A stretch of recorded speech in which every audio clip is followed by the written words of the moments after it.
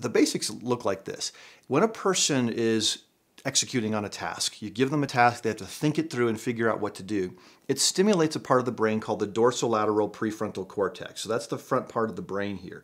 You can imagine, you've seen pictures of the brain, so you can imagine what that looks like on the inside. You're seeing activity in that part of the brain.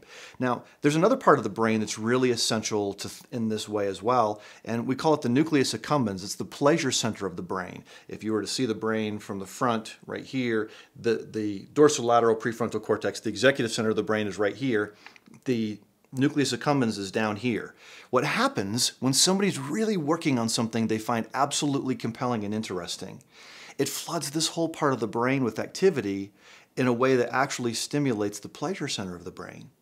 So when you work at something you really find interesting, it brings pleasure to you. The studies in media are really disconcerting in this way because we're finding that video games, for example, are really overwhelming kind of media, HD TV and things like that that are so amazing and incredible in 3D.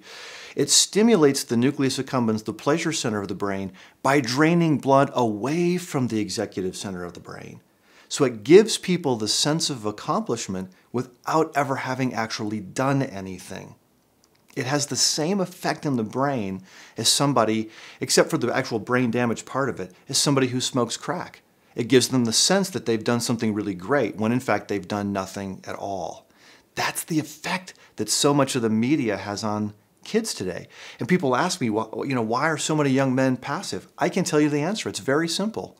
We've arranged the culture to trick their brains into thinking that they've done something when in fact they haven't.